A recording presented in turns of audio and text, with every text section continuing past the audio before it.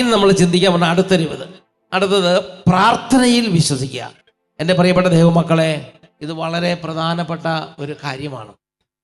നമ്മുടെ ജീവിതത്തിൽ നമ്മൾ പള്ളിയിൽ പോകുന്നുണ്ട്, ബൈബിൾ വായിക്കുന്നുണ്ട്, നമ്മൾ ആത്മീയ ശുശ്രൂഷകളെല്ലാം പങ്കെടുക്കുന്നുണ്ട്. പക്ഷേ നമ്മൾ പ്രാർത്ഥനയിൽ വിശ്വസിക്കുന്നില്ല. എന്നെ ഇത് വളരെ സ്പർശിച്ചിട്ടുണ്ട്. ഞാൻ വിചാരിച്ചിരുന്നത് ഞാൻ പ്രാർത്ഥിക്കുന്ന ആളാണ് എന്നാണ് ഞാൻ വിചാരിച്ചിരുന്നത്. എനിക്ക് പ്രാർത്ഥനയിൽ വിശ്വാസമുണ്ട് എന്നാണ് ഞാൻ വിചാരിച്ചിരുന്നത്. എന്നാൽ എന്നെ സ്പർശിച്ചൊരു വചനഭാഗം എസ്രായുടെ പുസ്തകത്തിലുണ്ട്. ബുക്ക് ഓഫ് എസ്ര 8-ാം അധ്യായം 22-ഉം 23-ഉം തിരുലിഖിതങ്ങൾ. യാത്രയിൽ ഞങ്ങളെ ശത്രുക്കളിൽ നിന്ന് രക്ഷിക്കേണ്ടതിന് ഒരു സംഘം പടയാളികളെയും കുതിരപ്പടയെയും രാജാവിനോട് ആവശ്യപ്പെടാൻ എനിക്ക് ലജ്ജയായിരുന്നു. ഒരു വലിയ ജനനേതാവ് പറയുകയാണ്, ഒരു വലിയ ജനത്തെ ജെറൂസലം മതിൽ പണിയാൻ വേണ്ടി കൊണ്ടുപോവുകയാണ്. പോകുന്ന വഴിക്ക് ശത്രുക്കളുണ്ട്. ഈ ശത്രുക്കൾ ഇവർ കുടുംബവും കുട്ടികളും പരാധീനങ്ങളൊക്കെ ആയിട്ട് പോകുമ്പം ഓൺ ദ വേ ശത്രുക്കൾ വഴിയിൽ വെച്ച് ആക്രമിക്കും. ഈ ജനനേതാവായ എസ്ര പറയാണ്, ഞാൻ രാജാവിനോട് ചോദിച്ചാൽ രാജാവ് എനിക്ക് ഉറപ്പായും കുതിരപ്പട്ടാളത്തെ അയച്ചു തരും, എനിക്ക് ഉറപ്പായും കാലാൽ പടയെ അയച്ചു തരും, സൈന്യത്തെ അയക്കും. അതിൻ്റെ അർത്ഥം അത്രമാത്രം ശത്രുക്കൾ ഉപദ്രവിച്ചിരുന്ന കാലമാണത്. അതുകൊണ്ട് ഓർഡിനറി സാധാരണ പോലീസിനെയല്ല അയക്കുന്നത്, പട്ടാളത്തെ എൻ്റെ രാജാവ് എനിക്ക് വേണ്ടി അയക്കും. കാരണം രാജാവും എസ്രയും തമ്മിൽ അത്രയും വലിയ ക്ലോസ് ബന്ധമാണ്. അപ്പൊ എസ്ര പറയാണ്, യാത്രയിൽ കുട്ടികളെയും സ്ത്രീകളെയും സംരക്ഷിക്കാൻ രാജാവിനോട് കാലാൽ പടയെയോ കുതിരപ്പട്ടാളത്തെയോ ആവശ്യപ്പെടാൻ എനിക്ക് ലജ്ജയായിരുന്നു. എന്താ കാരണം ദൈവത്തെ അന്വേഷിക്കുന്നവരുടെ മേൽ അവിടുത്തെ കാരുണ്യം ഉണ്ടായിരിക്കുമെന്ന്. ഓക്കെ അദ്ദേഹം പറയാണ്, കാരണം ഞാൻ ദൈവത്തിൽ പ്രാർത്ഥനയിൽ വിശ്വസിക്കുന്നവനാണ്. എൻ്റെ അപ്പനോട് ചോദിച്ചാൽ എൻ്റെ അപ്പൻ നോക്കും. എനിക്ക് രാജാവിൻ്റെ കുതിരപ്പട്ടാളം ആവശ്യമില്ല, എനിക്ക് രാജാവിൻ്റെ കാലാൽ പട ആവശ്യമില്ല. അങ്ങനെ പറയാൻ പറ്റുമെന്ന് ഞാൻ ചിന്തിച്ചില്ല. എനിക്ക് ഭയങ്കര വിഷമായി. അത്രയ്ക്കും പച്ചയായൊരു വിശ്വാസം നമുക്ക് ഞാൻ നോക്കിയിട്ട് അങ്ങനെ അങ്ങോട്ട് ഡെവലപ്പ് ചെയ്ത് എടുക്കാൻ പറ്റിയിട്ടില്ല. നമ്മൾ ഡെവലപ്പ് ചെയ്ത് എടുക്കണം. ഉറക്കെ പറഞ്ഞേ ഹല്ലേലൂയ, ഹല്ലേലൂയ, ഹല്ലേലൂയ, ഹല്ലേലൂയ. ഒരാവശ്യം വന്നാൽ ഈ ഒരു ആവശ്യത്തിന് വേണ്ടി നേരിട്ട് സ്വർഗസ്ഥനായ പിതാവിനോട് പ്രാർത്ഥിച്ച് സ്വർഗീയ പിതാവ് കാര്യം നടത്തി തരുന്നത് പോലെയുള്ള ഒരു പച്ചയായ വിശ്വാസം നമുക്കുണ്ടാകണം. അതുണ്ടായിരുന്ന ആളുകളുണ്ടായിരുന്നു, അവരെക്കുറിച്ച് ദൈവത്തിന് ഭയങ്കര സന്തോഷമായിരുന്നു. അതിലൊരാളാണ് എസ്ര.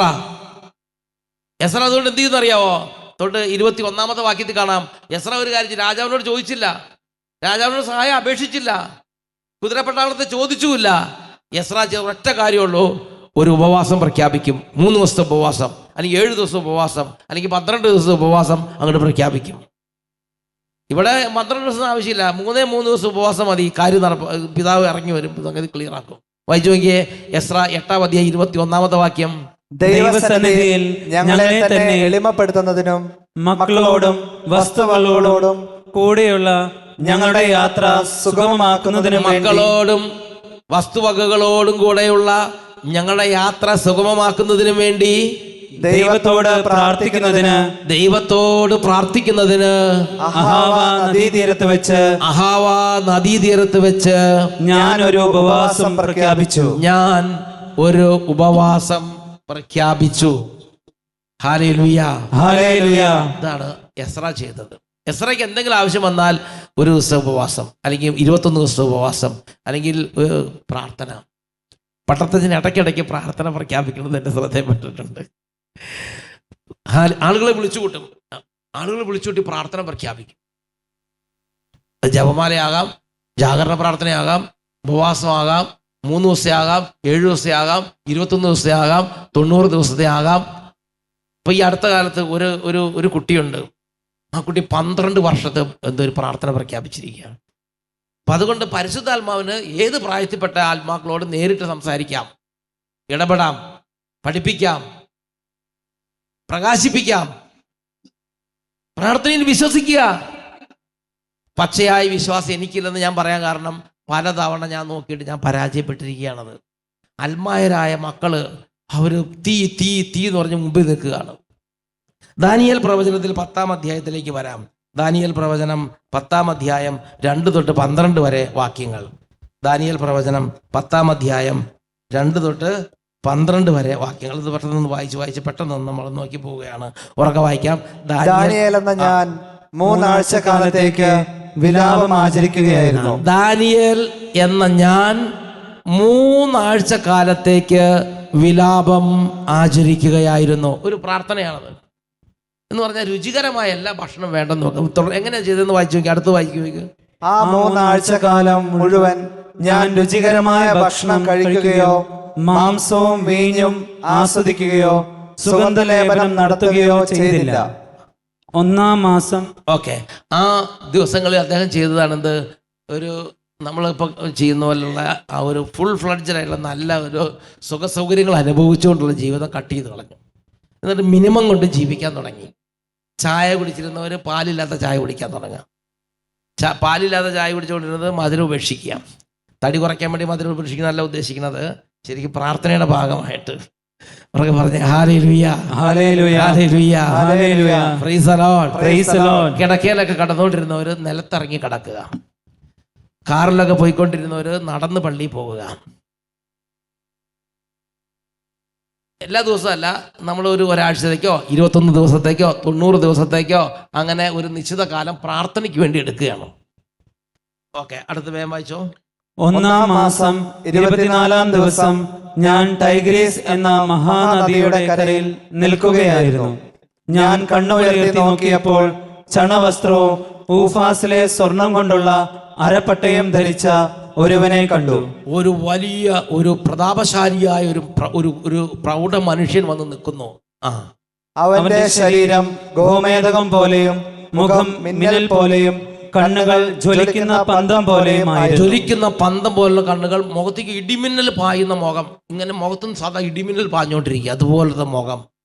അവന്റെ കൈകാലുകൾ മിനുക്കിയ ഓടിന്റെ ഭംഗിയുള്ളവയും സ്വരം ജനക്കൂട്ടത്തിന്റെ ഇരമ്പൽ പോലെയുമായിരുന്നു. ജനക്കൂട്ടത്തിന് നിങ്ങൾ ചിന്തിച്ചു നോക്കിയ സ്വരം, ദാനിയേലേ എന്ന് വിളിച്ചാൽ വലിയ ജനക്കൂട്ടത്തിന് ഇരമ്പൽ പോലുള്ള സ്വരം. ദാനിയേലായ ഞാൻ മാത്രം ഈ ദർശനം കണ്ടു. ദാനിയേലായ ഞാൻ മാത്രം ഈ ദർശനം കണ്ടു. എന്നോടൊപ്പം ഉണ്ടായിരുന്നവർ അത് കണ്ടില്ല. എന്നോടൊപ്പം ഉണ്ടായിരുന്നവർ അത് കണ്ടില്ല. ഇതിന്റെ അർത്ഥം എന്താ? ഇതിന്റെ അർത്ഥം ചളുക്കോ പുളുക്കോ എന്ന് പറഞ്ഞ് ജീവിച്ചുകൊണ്ടിരിക്കുന്നവർക്ക് അങ്ങനെ ജീവിച്ചു പോകാമെന്നുള്ളൂ. കുമ്പളങ്ങ പോലെയും വെള്ളരിക്ക പോലെയൊക്കെ ഒരു ജീവിതം അങ്ങ് കഴിഞ്ഞു പോകും. അത് നമ്മൾ നന്നായി ജീവിച്ചാലും ഇല്ലെങ്കിലും ജീവിതം കുറച്ച് കാലം നീണ്ടു പോയിട്ട് പിന്നെ കുറച്ച് കഴിയുമ്പോൾ നമ്മൾ മണ്ണിനോട് ചീഞ്ഞു ചേരും. ഇത്രേ ഉള്ളൂ. എൻ്റെ കൂടെ ഉണ്ടായിരുന്ന ആരും ഈ ദൈവികമായ കാര്യങ്ങളിൽ പങ്കാളിയായില്ല. ഞാൻ മാത്രം അത് കണ്ടു. എന്താ ദാനിയേലിന്റെ പ്രത്യേകത? എന്താ ദാനിയേലിന്റെ പ്രത്യേകത? ദാനിയേൽ പ്രാർത്ഥന പ്രഖ്യാപിച്ചിരിക്കുക, പ്രാർത്ഥന അർപ്പിച്ചുകൊണ്ടിരിക്കുന്ന ആളായിരുന്നു. പ്രാർത്ഥനയുടെ ഒരു കാലഘട്ടത്തിലൂടെ ദാനിയേൽ കടന്നു പോകുമ്പം ദാനിയേലായ ഞാൻ മാത്രം അത് കണ്ടു. നമ്മൾ എങ്ങനെയായാലും ജീവിതം 10-60 വർഷം അല്ലെങ്കിൽ 10-90 വർഷമാകുമ്പോൾ തീരും. എൻ്റെ പ്രിയപ്പെട്ട സഹോദരങ്ങളെ, എൻ്റെ കൂടെയുള്ള ആരും കണ്ടില്ല, എന്നാൽ ദാനിയേലിന് മാത്രം ഈ ദർശനം കണ്ടു. ഇതോ പ്രൗഢനായ ഒരു മനുഷ്യൻ, ഒരു വലിയ പ്രൗഢരൂപിയായ ഒരു മനുഷ്യൻ വന്ന് നിൽക്കുന്നു. അടുത്തതോ മഹാഭീതി പിടിപെട്ട് അവർ ഓടി ഒളിച്ചു. മറ്റുള്ളവരെല്ലാം ഓടി ഒളിച്ചു. എന്തോ സ്വരം കേട്ടു, അവർ പോയി. അങ്ങനെ തനിച്ചായ ഞാൻ ഈ മഹാദർശനം കണ്ടു. എന്റെ ശക്തി ചോർന്നു പോയി. അപ്പൊ ഈ ദർശനം ഒരു മാലാക വന്നതാണ്. ഈ മാലാകനെ കണ്ടുള്ളൂ, ശക്തി മുഴുവൻ ചോർന്നു പോയി. നമ്മള് BP അടിച്ച് കിടക്കുന്ന മാതിരി ഒറ്റ വീഴ്ച. അടുത്തതാ, എന്റെ മുഖം തിരിച്ചറിയാൻ വയ്യാത്ത വിധം മാറിപ്പോയി. ഒരു തേങ്ങയുടെ മുകളിൽ കൂടെ ലോറി കയറി പോയതിനു ശേഷമുള്ള പോലെ മുഖമായി, അതുപോലെ മുഖം ഷേപ്പ്ലെസ് ആയിരുന്നു. അതായത് ഒരാളെ കണ്ടേ ഉള്ളൂ, പെട്ടെന്ന് മുഖത്തിന്റെ ഷേപ്പ് മാറിപ്പോയി എന്ന് പറഞ്ഞാൽ അത്രമാത്രം പ്രതാപശാലിയായ ഒരു മനുഷ്യനാണ്. ഈ മാലാക എന്ന് പറഞ്ഞാൽ നമ്മൾ വിചാരിക്കുന്ന പോലെ തീരെ ചെറുതായിട്ട് നിങ്ങൾ ചിന്തിക്കരുത്. ഒരൊറ്റ മാലാക വന്നേ ഉള്ളൂ, അതിൻ്റെ സാന്നിധ്യത്തിൽ ദാനിയേലിൻ്റെ മുഖം കോടി പോയിട്ട് ആള് ദാനിയേലാണ് തിരിച്ചറിയാൻ എന്ന് പറഞ്ഞാൽ അത്രയും പ്രതാപശാലിയായ ശക്തനായ ഒരു മാലാകയാണ് അവിടെ വന്നത്. ഓക്കെ, എന്റെ ശക്തി അറ്റുപോയി. അതാകെ ദാനിയേലേ എന്നൊന്ന് വിളിച്ചോളൂ, ഇങ്ങനെ എരമ്പല്. അപ്പോൾ ഞാൻ അവന്റെ സ്വരം കേട്ടു, അവന്റെ സ്വരം ശ്രവിച്ച ഞാൻ പ്രജ്ഞയറ്റ് നിലംപതിച്ചു. ദാനിയേലേ എന്ന് വിളിച്ചോളൂ, സ്വരം ശ്രവിച്ച ഞാൻ എന്ത് ചെയ്തു? പ്രജ്ഞയറ്റ് നിലംപതിച്ചു. അവിടെ കടന്നു, ഇടിവെട്ടേറ്റ് കിടക്കണ മാതിരി അതാ കിടപ്പുണ്ട്. ദാനിയേലേ എന്ന് വിളിച്ചോളൂ, അവിടെ കിടക്കുന്നു. ഓക്കെ, എന്നാൽ ഒരു കരം എന്നെ സ്പർശിച്ചു, അവൻ എന്നെ എഴുന്നേൽപ്പിച്ചു. വിറയലോടെ ആണെങ്കിലും മുട്ടും കൈയും ഊന്നി ഞാൻ നിന്നു. ഇപ്പൊ നോക്കി, മുട്ടും കയ്യേക്കാൾ ഊന്നിയ നിങ്ങളൊന്ന് ഭാവന കണ്ടു നോക്കിയേ. ഒരാള് എഴുന്നേറ്റ് നിൽക്കുകയാണ്. ഇത് നമ്മൾ പ്രാർത്ഥിക്കുമ്പോൾ ഉറങ്ങി വീണതല്ല ഇത്. Praise the Lord. Praise the Lord. Hallelujah. Hallelujah. Hallelujah. Hallelujah. കൈ ഊന്നി ഒരു വേദിയിൽ ഇങ്ങനെ നിന്നു. അവൻ എന്നോട് പറഞ്ഞു, ഏറ്റവും പ്രിയങ്കരനായ ദാനിയേലേ, ഏറ്റവും പ്രിയങ്കരനായ ദാനിയേലേ എന്നാണ് വിളിക്കുന്നത്. ഇത് മാലാഖയുടെ മാത്രം വിളിയല്ല, സ്വർഗത്തിൽ പിതാവായ ദൈവം വിളിക്കുന്നത്. പിതാവായ ദൈവം പറഞ്ഞു കൊടുത്തിട്ടാണ് മാലാഖ വന്ന് വിളിക്കുന്നത്. സ്വർഗത്തിലെ ഈ പ്രാർത്ഥന അനുഷ്ഠിക്കുന്നവരെ, പ്രാർത്ഥന ഒബ്സർവ് ചെയ്യുന്നവരെ സ്വർഗം വിളിക്കുന്നതാണ് ഏറ്റവും പ്രിയങ്കരനായ ദാനിയേലേ, ഏറ്റവും പ്രിയങ്കരയായ കത്രീനെ. നമുക്ക് കത്രീനെ കണ്ട ഒരു വിലയില്ല. ഈ കത്രീനെയൊക്കെ ഉപവസിച്ച് പ്രാർത്ഥിച്ചുമാണ് കേരള സഭ ഇത്രയും കാലം ഇവിടെ വരെ എത്തിയത്. എന്നൊക്കെ പറഞ്ഞേ ഹല്ലേലൂയ, ഹല്ലേലൂയ. എത്രയും പ്രിയങ്കരിയായ കർത്തിയാനിയും 21 ദിവസമായിട്ട് ഉപവസിച്ചുകൊണ്ടിരിക്കുകയാണ്. മാമോസം മുങ്ങാത്ത ആളാണെങ്കിലും ഉപവാസം ദൈവസന്നിധിയിൽ എത്തും. അവരൊക്കെ പറഞ്ഞേ ഹല്ലേലൂയ, ഹല്ലേലൂയ, ഹല്ലേലൂയ, ഹല്ലേലൂയ. ഏറ്റവും പ്രിയങ്കർ. ആ വാക്ക് കണ്ടോ? മൈ ഡിയറസ്റ്റ് അല്ലേ? ഡിയറസ്റ്റ് ദാനിയേൽ, ഏറ്റവും പ്രിയങ്കരനായ ദാനിയേലേ എന്നാണ് വിളിക്കുന്നത്. പ്രാർത്ഥിക്കുന്നവർ അത്രയും ബഹുമാനാണ് സ്വർഗത്തിന്. ഓക്കെ, എഴുന്നേൽക്കുക, ഞാൻ നിന്നോട് പറയുന്ന വാക്കുകൾ ശ്രദ്ധിച്ച് കേൾക്കുക. എന്നെ നിന്റെ അടുത്തേക്ക് അയച്ചിരിക്കുകയാണ്. ദൈവം, ഞാൻ തന്നെ എൻ്റെ ഇഷ്ടത്തിന് വന്നതല്ല, ദൈവം എന്നെ നിന്റെ അടുത്തേക്ക് അയച്ചിരിക്കുകയാണ്. അവൻ ഇത് പറഞ്ഞപ്പോൾ ഞാൻ വിറയലോടെ നിവർന്നു നിന്നു. അവൻ പറഞ്ഞു, ദാനിയേലേ ഭയപ്പെടേണ്ട. ദാനിയേലേ ഭയപ്പെടണ്ട. അടുത്തത്, ശരിയായി അറിയുന്നതിന് നീ നിന്റെ ദൈവത്തിന്റെ മുമ്പിൽ നിന്റെ ദൈവത്തിന്റെ മുമ്പിൽ നിന്നെ തന്നെ എളിമപ്പെടുത്തിയ തുടങ്ങിയ ദിവസം മുതൽ നിന്റെ പ്രാർത്ഥന കേൾക്കപ്പെട്ടിരിക്കുന്നു. നീ നിന്നെ തന്നെ എളിമപ്പെടുത്തി പ്രാർത്ഥിക്കാൻ തുടങ്ങിയ അന്ന് തൊട്ട് നിന്റെ പ്രാർത്ഥന അവിടെയുണ്ട്, ദൈവത്തിന്റെ സന്നിധിയിലുണ്ട്. ഒരു പ്രാർത്ഥന ദൈവം വെറുതെ കളഞ്ഞിട്ടില്ല. നിന്റെ പ്രാർത്ഥന അവിടെയുണ്ട്. അതിനുശേഷം എന്താ പറയണത്? നിന്റെ പ്രാർത്ഥന നിമിത്തമാണ് ഞാൻ ഇപ്പോൾ വന്നിരിക്കുന്നത്. നിന്റെ പ്രാർത്ഥന കാരണമാണ് ഞാനിപ്പോൾ വന്നിരിക്കുന്നത്. അപ്പോൾ ഈ പ്രാർത്ഥന അവിടെ എത്തിയതുകൊണ്ട്, ഈ പ്രാർത്ഥന കാരണമാണ് ദൈവം ആരെ അയച്ചത്? ഈ മാലാഖയെ അയച്ചത്. മാലാഖ പറയാണ്, ദൈവം എന്നെ അയച്ചിരിക്കുകയാണ് നിന്റെ അടുത്തേക്ക്. അതായത് ഇവിടെ ദാനിയേൽ പ്രാർത്ഥിച്ചുകൊണ്ടിരിക്കുകയാണ്.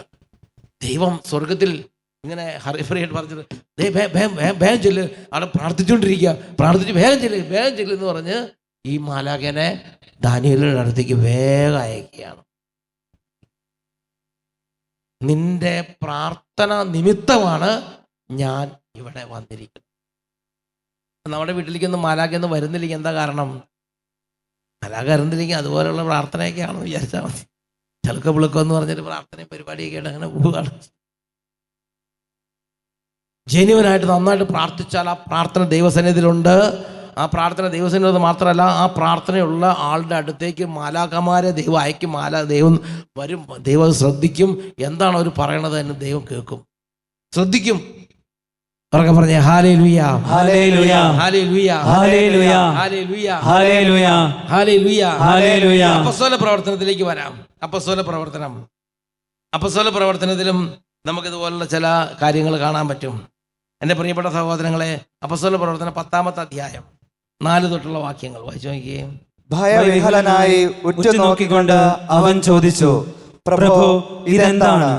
ദൂതൻ പറഞ്ഞു, നിന്റെ പ്രാർത്ഥനകളും ദാനധർമ്മങ്ങളും ദൈവസന്നിധിയിൽ നിന്നെ അനുസ്മരിപ്പിച്ചിരിക്കുന്നു. അപ്പസ്തോല പ്രവർത്തനം 10-ാം അധ്യായത്തിൽ കൊർണേലിയൂസ് എന്ന ഒരു സൈന്യാധിപന്റെ കാര്യമാണ് രേഖപ്പെടുത്തിയിരിക്കുന്നത്. അദ്ദേഹം ദാനധർമ്മം ചെയ്യുന്ന ആളാണ്, അദ്ദേഹം പ്രാർത്ഥനകൾ അർപ്പിക്കുന്ന ആളാണ്, അദ്ദേഹം മാമോദിസ മുങ്ങിയ ആളല്ല, അദ്ദേഹം യഹൂദനല്ല, അദ്ദേഹം ക്രിസ്ത്യാനി അല്ല. എന്നാൽ അദ്ദേഹത്തിന് പ്രാർത്ഥനയിൽ നല്ല വിശ്വാസമാണ്. അതുകൊണ്ട് അദ്ദേഹം ദാനധർമ്മങ്ങൾ ചെയ്യുന്നു, അദ്ദേഹം ദൈവത്തോട് പ്രാർത്ഥിച്ചുകൊണ്ടിരുന്നു. എന്താ സംഭവിച്ചത്?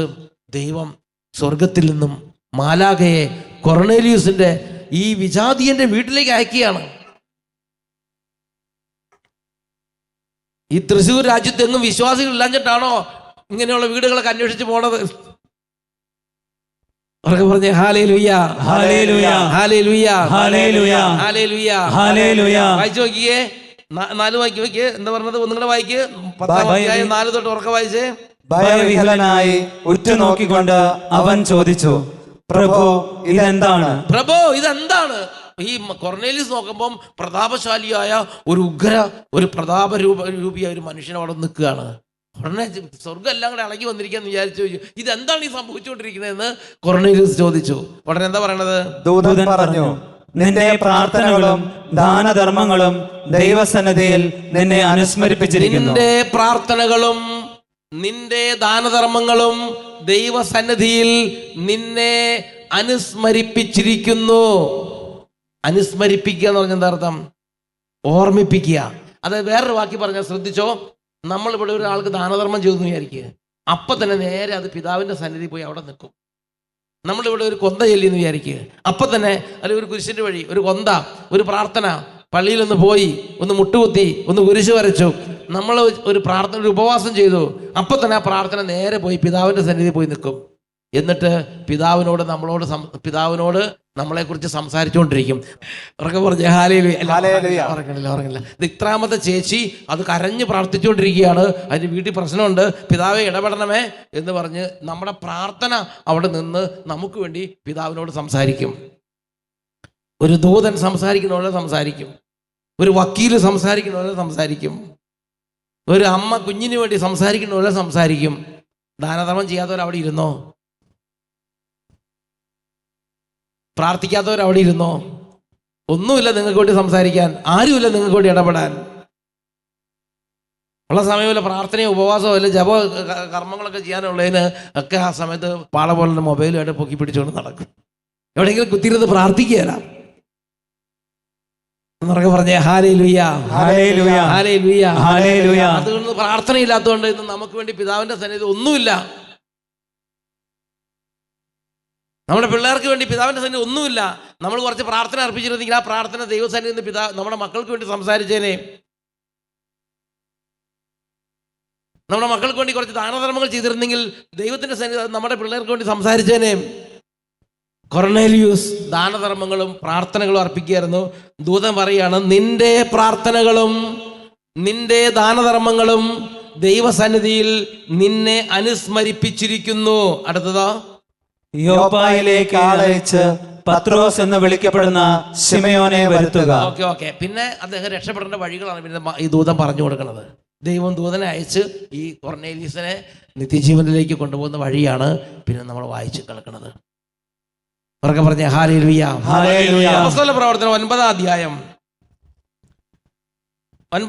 8 തൊട്ട് 12 വരെ വാക്യങ്ങൾ. അപ്പോസ്തല പ്രവർത്തനം 9-ാം അധ്യായം 8 തൊട്ട് 12 വരെ വാക്യങ്ങൾ. മറ്റൊരു പ്രാർത്ഥനയുടെ രംഗമാണത്. സാവൂൾ നിലത്തുനിന്ന് എഴുന്നേറ്റ് അപ്പോൾ ഇത് പൗലോസിന്റെ ആദ്യത്തെ അവസ്ഥയാണ്. സാവൂൾ എന്ന് പറഞ്ഞൊരു മതപീഡകൻ, ക്രിസ്ത്യാനികൾ എവിടെ കണ്ടാലും മർദ്ദിക്കാൻ വേണ്ടി കച്ചകെട്ടി ഇറങ്ങിയിരിക്കുന്ന ആള്. അദ്ദേഹം ഡമാസ്കസിലേക്ക് ക്രിസ്ത്യാനികളെ പീഡിപ്പിക്കാൻ വേണ്ടി പോകുമ്പോൾ ഓൺ ദ വേ കർത്താവ് പ്രത്യക്ഷപ്പെട്ടു. കുതിരപ്പുറത്തുനിന്ന് അയാൾ വീണു, നിലംപതിച്ചു, കണ്ണിന്റെ കാഴ്ച പോയി. അദ്ദേഹം അങ്ങനെ കണ്ണ് പൊട്ടനായി ഇങ്ങനെ ഒരു മുറിയിലേക്ക് പോയി. ഓക്കെ, 8ാമത്തെ വാക്യം തൊട്ട് ഒന്നിച്ച് വായിച്ച്, ആദ്യം തൊട്ട് വായിച്ചേ, ഉറക്കെ വായിക്കും. സാവൂൾ നിലത്തുനിന്ന് എഴുന്നേറ്റു. കണ്ണുകൾ തുറന്നിരുന്നിട്ടും ഒന്നും കാണാൻ അവന് കഴിഞ്ഞില്ല. തന്മൂലം അവർ അവനെ കൈക്ക് പിടിച്ച് ദമാസ്കസിലേക്ക് കൊണ്ടുപോയി. 3 ദിവസത്തേക്ക് അവന് കാഴ്ചയില്ലായിരുന്നു. അവനൊന്നും ഭക്ഷിക്കുകയോ പാനം ചെയ്യുകയോ ചെയ്തില്ല. സാവൂളിനൊരു കാര്യം മനസ്സിലായി, യേശു ഉണ്ട്, യേശു സത്യമാണ്, അവൻ ജീവിക്കുന്നു, യേശു സത്യമാണെന്ന് മനസ്സിലായി. അപ്പോൾ സാവൂൾ ഒരു കാര്യം പറഞ്ഞു, യേശു സത്യമാണെങ്കിൽ എനിക്ക് യേശുവിനെ വേണം. യേശു ജീവിക്കുന്നവനാണ്, യേശു സത്യമാണെന്ന് ഞാൻ അറിയുന്നു, അതുകൊണ്ട് എനിക്ക് എൻ്റെ യേശുവിനെ വേണം. ഒറ്റ നിർബന്ധമാണ്. അതുകൊണ്ട് പറഞ്ഞു, ഇനി എനിക്ക് വെള്ളം വേണ്ട, എനിക്ക് ഭക്ഷണം വേണ്ട, എനിക്ക് കിടക്ക വേണ്ട, ജലപാനം പോലും ഇല്ലാതെ സാവൂള് ചെന്ന മുറിയിൽ ഇരുന്നോടത്തിരുന്ന് പിന്നെ എഴുന്നേറ്റില്ല. അവൻ മുട്ടുകുത്തി അവിടെ പ്രാർത്ഥന അങ്ങോട്ട് തുടങ്ങി. ഒരു ദിവസം കഴിഞ്ഞു, സാവൂളിന് മാറ്റമില്ല. 2 ദിവസം കഴിഞ്ഞു, സാവൂളിന് അനക്കമില്ല. 3 ദിവസം കഴിഞ്ഞ് സാവൂളിനെ പിന്തിരിപ്പിക്കാൻ ആർക്കും സാധ്യമല്ല. പലരും വന്ന് വിളിച്ച് ഭക്ഷണം കഴിക്കാൻ, പലരും വന്ന് വിളിച്ചു ഓരോ കാര്യത്തിന് വേണ്ടി. സാവൂൾ പറഞ്ഞില്ല, എൻ്റെ കർത്താവ് സത്യമാണ്, ഇതുകൊണ്ട് എനിക്ക് എൻ്റെ കർത്താവിനെ വേണം എന്ന് പറഞ്ഞു. കരച്ചിലോട് കരച്ചിൽ, പ്രാർത്ഥനയോട് പ്രാർത്ഥന. തുടർന്ന് വായിക്കൂ. അനനിയാസ് എന്ന പേരായ ഒരു ശിഷ്യൻ ദമാസ്കസിലുണ്ടായിരുന്നു. അപ്പൊ അനനിയാസ് നമ്മുടെ പട്ടണത്തിനെ പോലെ നമുക്ക് അനനിയാസിന്റെ പ്രത്യേകത, പകല് ചത്ത് പണിയെടുക്കും, സുശേഷ വേല ചെയ്യും, ആത്മാക്കളെ നേടാൻ വേണ്ടി ഓടി നടക്കും, ജീവൻ ത്യജിച്ചും അധ്വാനിച്ചുകൊണ്ടിരിക്കുകയാണ്. അങ്ങനെ അധ്വാനിച്ചുകൊണ്ടിരുന്ന അനനിയാസ് ഒരു വിധത്തിൽ രാത്രി 12 മണിയായപ്പം അലച്ചു തല്ലി കയറി വന്ന് ഇനി എങ്ങനെയെങ്കിലും ഒന്ന് ഉറങ്ങിയാൽ മതി എന്ന് വിചാരിച്ച് ഇങ്ങനെ വന്ന് പ്രാർത്ഥനയൊക്കെ പൂർത്തിയാക്കി കിടക്കാൻ പോകുമ്പോഴേക്കും കർത്താവ് അലച്ചു തല്ലി ഓടി വന്നു. അനനിയാസ്, അനനിയാസ് എന്ന് വിളിച്ചുകൊണ്ട് ഓടി വന്നു. കർത്താവ് എന്താ, മാലാഖ്യനല്ല അയച്ചിരിക്കുന്നത്, ദൂതന്മാരെ അല്ല അയച്ചിരിക്കുന്നത്, നേരിട്ട് ഈശോ മിശിഹ തന്നെ വന്നിട്ട് പറഞ്ഞു, അനനിയാസ്, അനനിയാസ്.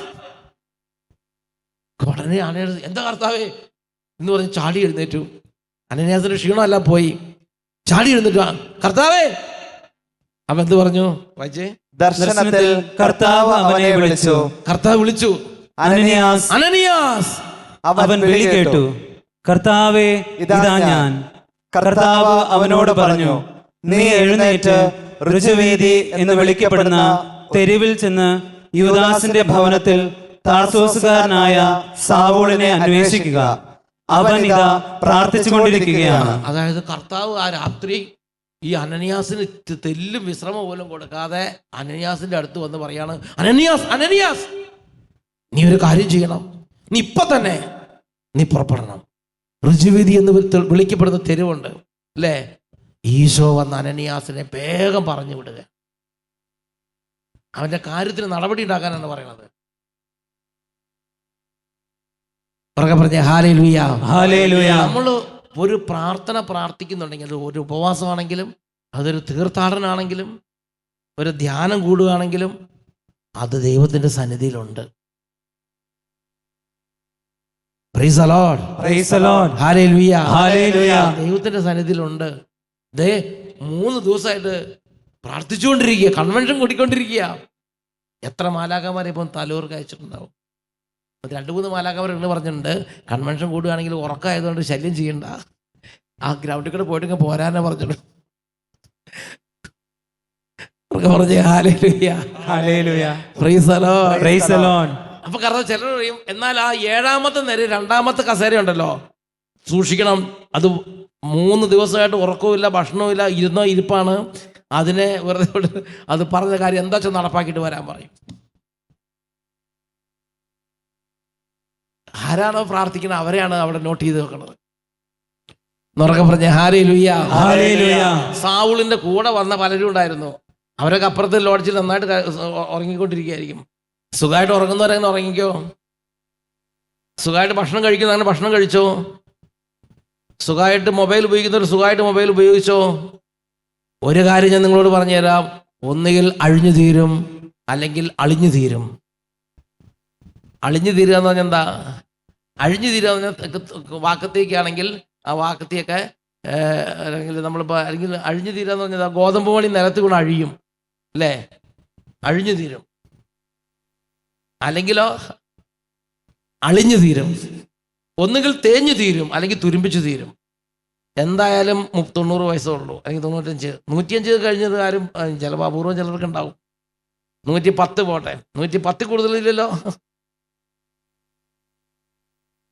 ഉള്ള കാലത്ത് മാക്സിമം പ്രാർത്ഥന ജപമൊക്കെ ചെയ്യാൻ നോക്ക്, കുറച്ച് ഉപവാസമൊക്കെ എടുക്കാൻ നോക്ക്, ചില പ്രാർത്ഥനയിലേക്ക് തിരിയ്.